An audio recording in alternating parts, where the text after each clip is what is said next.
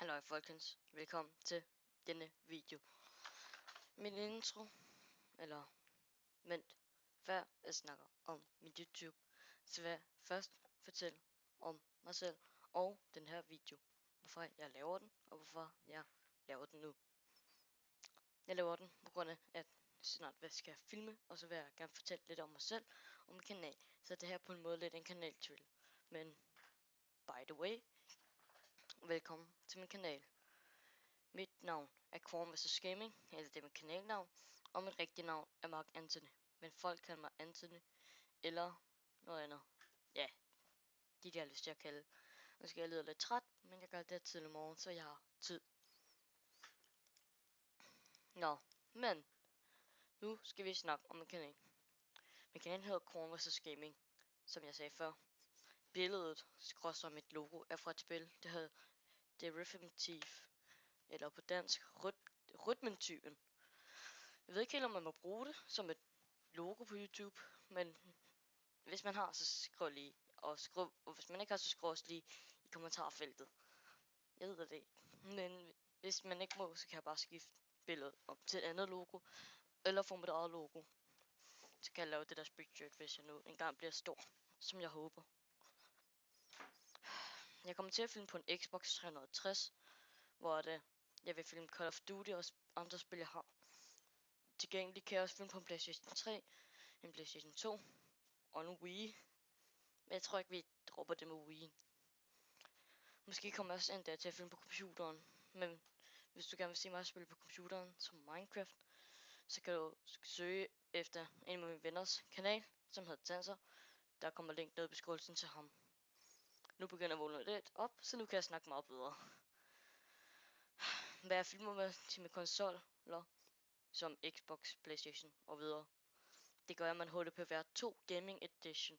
Hvis du ikke helt ved, hvad en HDPVR Gaming Edition, HDPVR 2 Gaming Edition er, så kan du se det på GXP Gamings kanal, eller GXP Gaming, som man også bliver kaldt for. Der er også noget beskrivelse til ham, hvor jeg skriver, at jeg lige kan tjekke den ud der. Jeg får den her på mandag, jeg laver videoen. Ja, jeg ved ikke lige, jeg skal lige tjekke datoen. Jeg laver videoen en dag før, så det er i morgen. Hurra! Og så kommer jeg til at filme Call of Duty Black Ops 2. Min controller, som kommer på skærmen, som du ser videoen på, det er en Chrome. En af de sjældne Chrome controller. Der skal ligne den der guldrobot fra Star Wars, der hedder Freebio. Star Wars 1 er teknisk set alle Star Wars. Det er på grund af nogle gange i Star Wars, at der er en eller anden, der forsvinder. Det tager vi med. Og min Xbox, altså selve Xbox-konsollen, er en R2D2, som kommer i slutningen af videoen. Og mit headset, jeg kommer til at bruge, når jeg skal snakke på Xbox. Læg mærke til det. Xboxen, PlayStation tager vi senere. Det er en Telebeats. Lad mig se. Telebeats X12. Og hvorfor jeg tager Telebeats på grund af det er et kendt mærke, og det er et godt mærke. Hvorfor jeg tager en HDPVR 2 Gaming Edition, det er nok også på grund af, at det var det eneste capture card, jeg fandt. Og jeg har hørt mange af mine venner på Xboxen snakke om en HDPVR. Eller en Elgato, men jeg tog en HDPVR. Kunne jeg få med det samme. Men så videre til de spil, jeg vil spille på min Xbox 360. Det er Call of Duty Black Ops 2, Saints Row 3, Far Cry 3, Gears of War 3 og Call of Duty Modern Warfare 2. Jeg køber snart flere spil. Jeg har lige haft fødselsdag, jeg har lige fået 1000 kroner, så det klarer jeg vel. Og jeg filmer der på den 14. i 7. 2013. Altså søndag 7. i juli. Ja, sådan. 7. juli. Så kunne jeg sige det. Med videre til min YouTube-kanal. Jeg har også en PlayStation 3, som jeg sagde før. Det er bare standard ting til min PlayStation 3. Så fuck det. Men jeg har masser af spil. Og man kan høre mig, jeg råder ved mine ting, på grund af, så jeg lige kan sige tingene. Ups. Jeg har Far Cry 2, NBA Live 08, som jeg ikke kommer til at filme. Så har jeg et Lego-spil. Ikke spørg mig, jeg tror jeg fik det med fætter. Altså en lille fætter. FIFA 08 tager jeg heller ikke, det er alt for gammel. Soul Calibur, EV, ved jeg ikke. Så har jeg fået nogle fra mine andre fætter igen. Så er der 200 Naruto-spil. Så er der endnu mine fætter, der på grund af, de har kommet der spil. De gad ikke at spille mere. Så har jeg fået Bakugan. The Sly Trilogy, det har jeg selv købt. Little Big Planet, dem igen. Little Big Planet 2, det var mig selv. Det var et sjovt spil. Så har vi Mirror's Edge. Things. Det kan jeg lige begynde. Så har jeg Call of Duty Black Ops 1, Ghostbusters The Video Game, Sonic and Sega All Stars Racing med fætre, Sonic the Hedgehog med fætre, Dragon Ball Z med fætre, og så et eller andet Mercenaries 2 World in Flames. Det fik jeg selv.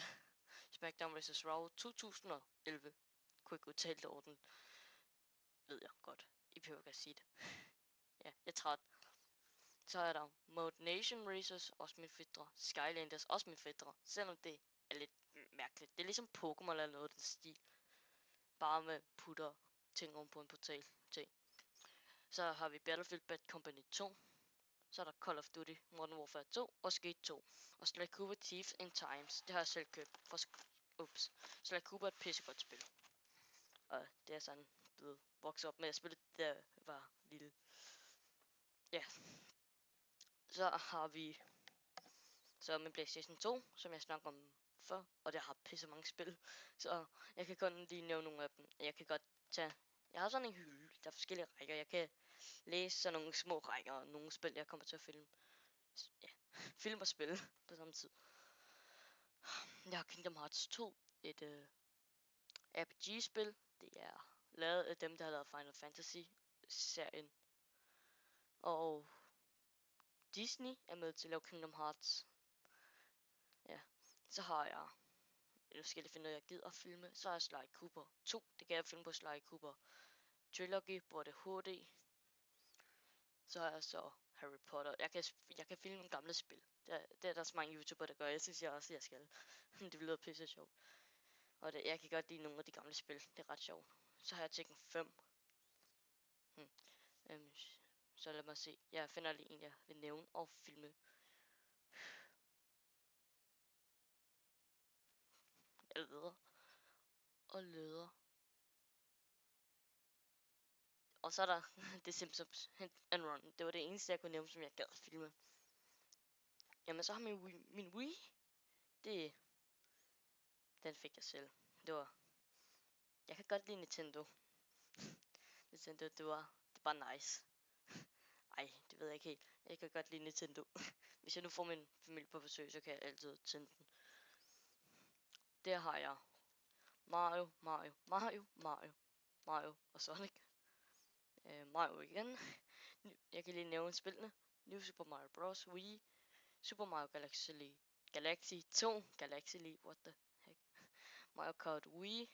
Mario and Sonic at the Olympic Winter Games. Og så Mario Party. Anbefaler mig, hvis man skal spille familie. Og hvis du er lille barn. Ja, så er der... Jeg tror ikke, jeg kommer til at filme en Wii. Men hvis jeg skal selv filme på computeren, på min kanal her, Kvarn Visters Gaming, så skal jeg vel... Hvad nu det hedder? Så skal jeg vel vente til at få min nye computer, som jeg kun ændrer en lille smule selv i. Det er sådan en selvbygget computer, lavet, eller er fra complete.dk.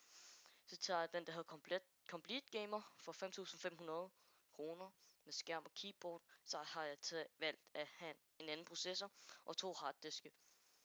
Og I skal ikke bruge jer over det, for jeg har hørt, at 2 harddiske det er pissegodt, i stedet for at have 1 harddisk.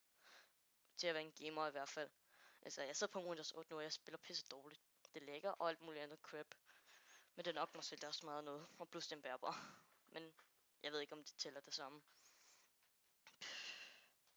Men hvis jeg skal det, så skal jeg vel filme med Bandicam eller Fraps. Jeg køber vel begge dele nok. Og så flere ting, jeg kan filme. Der er en ting, jeg godt lige vil nævne. Eller 2 ting. Til september i 2013, som det er i år. Så får jeg Call of Duty Ghost og Kingdom Hearts HD Remix Nej, 1.5. Det er vel, hvor alle Kingdom Hearts-spillene er smidt ind i en disk, ligesom Sly Trilogy. Og så er det HD, og jeg tror, det er Final Mix. Og Final Mix med Kingdom Hearts, det er på grund af, at der er 2 versioner. En japansk en, og en engelsk en. Det engelske har nogle scener. Eller, ja, Final Mix, og det normale, som bare hedder Kingdom Hearts. Og Final Mix, som hedder Kingdom Hearts Final Mix, giver sig selv, som jeg ikke har. Altså Final Mix. Ja, nu må det lige slappe af. Final Mix, det er japansk, og der er nogle andre cutscenes. Men i de engelske, så er det bare helt normalt. Der er ikke sådan nogle ekstra boss fights.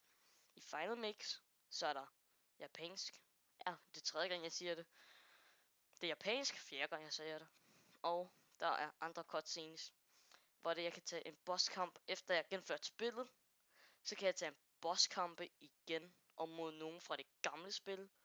Hvis det er Kingdom Hearts 2, så kan jeg tage nogen fra 1'eren og en anden en, som kom før 2'eren. Det er lidt som Assassin's Creed, de har det samme system. Først kom Assassin's Creed 1, 2, Brotherhood, Revolutions, og så kom 3'eren. Så puttede man navnet på 3'eren. Det er sådan lidt avanceret med titlerne. Men det er på grund af, at de var i forskellige årstider. Nu kommer der 4, som hedder Black Flag i Assassin's Creed-serien. Men, ja, det var alt for mig. Mit navn er Korn vs Gaming, og vi ses i morgen, når jeg får min HDPVR 2 Gaming Edition. Vi ses. Husk, du kan læse alt om mig i description, hvor jeg vil skrive alt info om mig selv og min kanal, og alle de ting, du skal vide, som er meget vigtigt. Vi ses. Outro.